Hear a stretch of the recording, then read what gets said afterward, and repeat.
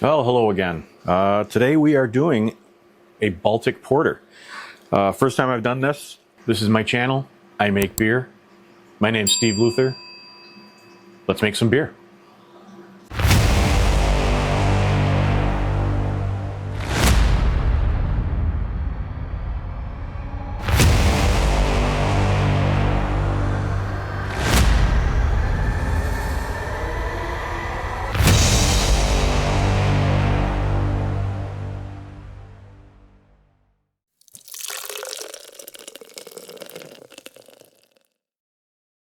So the Baltic Porter, for this one, we're making about a 3-gallon batch. I'm going to do a 90-minute boil on this one using my claw hammer system here. So I already put in the salts. I had 4.4 grams of Epsom, 2.5 grams of calcium chloride, 2.4 grams of baking soda, and 2.1 grams of chalk. The grist is going to be 5 pounds, 11 ounces, almost 12 ounces of Maris Otter. Then I have 2 pounds, just about 14 ounces of Best Munich Dark. I have 8.6 ounces of Caramel Malt 60. And then our hop addition is going to be 0.65 ounces of Hallertauer Mittelführer. Those are at 2.9 alpha acid. Which comes out to 11.5 IBUs for that addition. And then I'm doing 0.65 ounces of Pearl, at 15 minutes. Those are 4.8% alpha acids. That's going to equate to 11.8 IBUs. So the total IBUs is going to be 23, just over 23. I'm using a Bohemian lager. And during the fermentation in the secondary, I'm going to add vanilla beans. Just one vanilla bean. I usually just split them open, scrape them into the fermenter, and just let it go. This one's going to come out to 7.3% alcohol and 26 SRM. So we're going to mash in at 155. I've already got the temperature set to 161. We're almost at mashing temperature. I'm going to do that in a couple minutes. And then we'll mash out at 170. We're gonna mash in right now. I already had my grains milled up the other night, so they were just sitting here ready to go.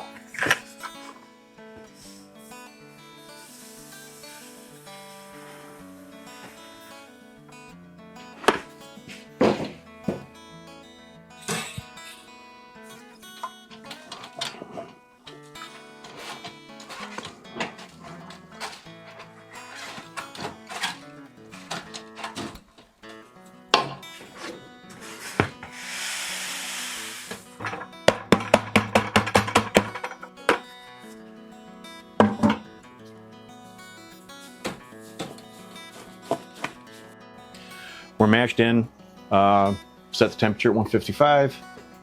We're gonna let this go for 60 minutes. And I'll be back in about 10 minutes or so, and we will check the pH. All right, so we just did the pH. I had to add lactic acid because it was too high. Then I overshot it, and so then I went and got baking soda, added that. So we're at just over 5.2. So my pH is good. We're gonna let that run for the rest of the mash, and then we'll start our boil. All right, turn this down. So we're pulled the grains. We're starting our boil, 90-minute boil. We're adding our first addition of Hallertauer Mittelführer hops at 90 minutes. We got 15 minutes left in the boil. I'm adding my 0.65 ounces of Pearl hops. And then we are also adding our yeast nutrient and Werflock tablet.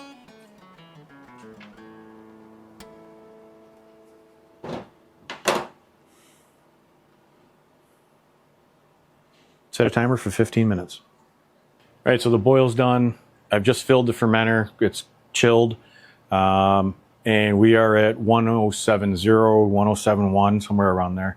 Yeah, 1070. Supposed to be at 1079, so I'm a little off, but I don't care. So we're gonna Looks like our yeast pouch is pretty much ready to go. So as long as my temperature is right, I will add my yeast. We'll get this in the fermentation chamber and we'll get fermentation going. That's the brew day. We'll see you at the tasting.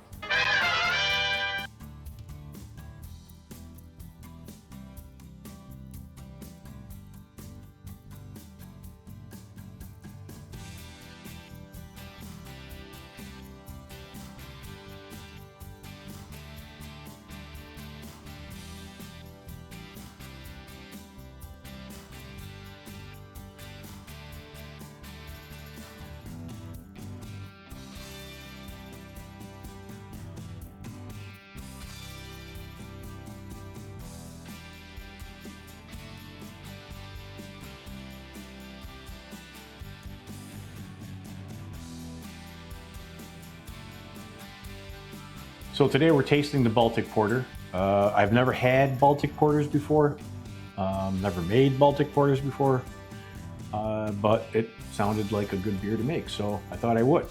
So the Baltic Porter actually started as a English porter, which was super popular, obviously, back in England. And then when it made it to the countries around the Baltic Sea, the local brewers there decided to put their own little twist on it, and you know, obviously they make lagers, so they started using lager yeast and doing cool fermentation. It was also inspired by the Russian Imperial Stout. So Baltic Porters tend to be a little bit higher in the ABV. They run pretty much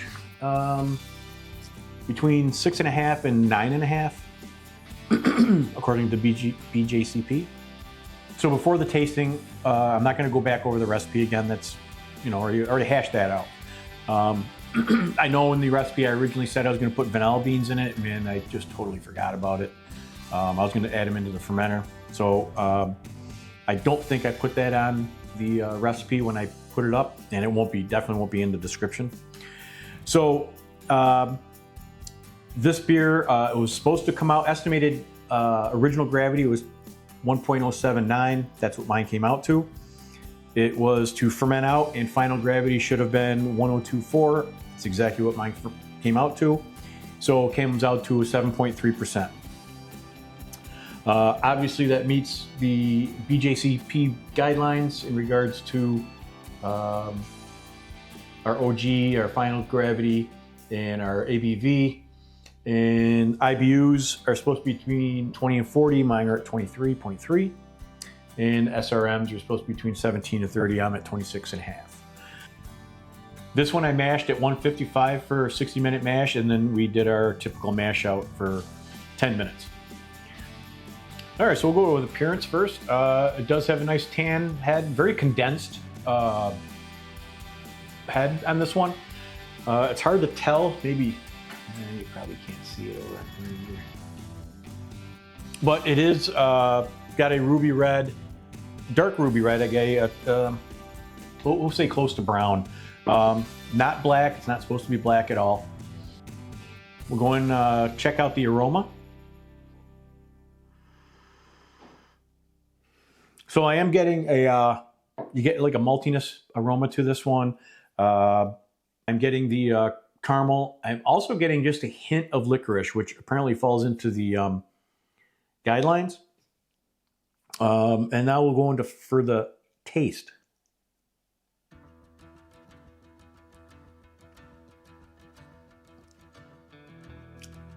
Nice maltiness,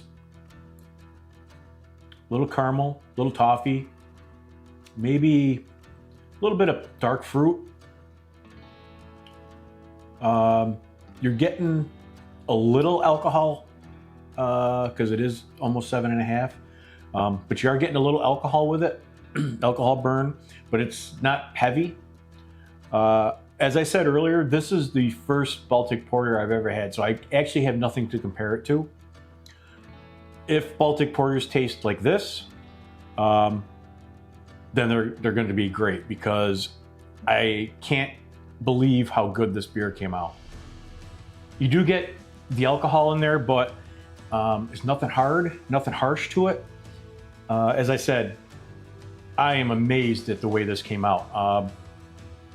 Probably one of my favorite just generic porters at all, besides a Baltic Porter. But the first night that I had this, this was after I kegged it and I got it carbonated.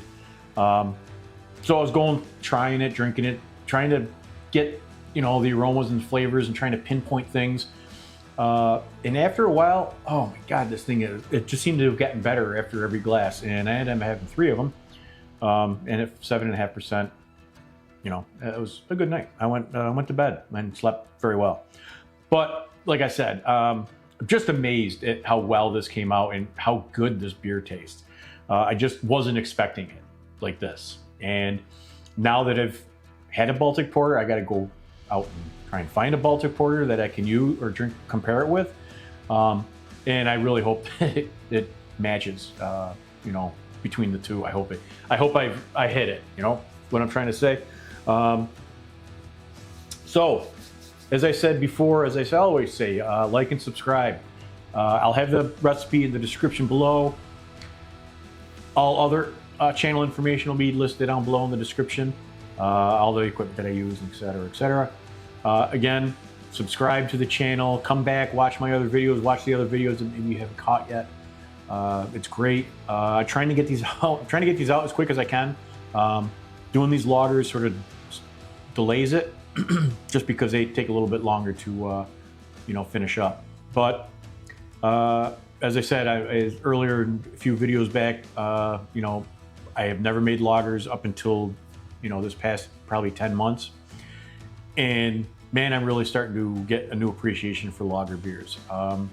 Most lagers that I've always had were just the American lagers that we're all accustomed to. And then some craft lagers that I've had out at breweries. But now that I'm starting to really get into making lagers, I really enjoy them. They are a little bit more difficult to make. As long as you got temperature control, or even if you pressure ferment, you can do that too. So, give them a try. If you haven't made lagers before, give them a try. If you like porters, try this Baltic Porter. This thing is just over the top. I mean, again, I can't praise it enough. Not patting myself on the back here, but it came out great. So again, people, Baltic Porter, like and subscribe. Check out my other stuff. We will see you at the next one.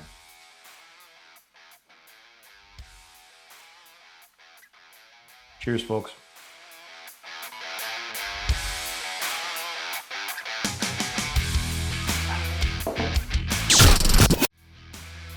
Kitty, you can't be up here, Kitty. I'm talking, Kitty.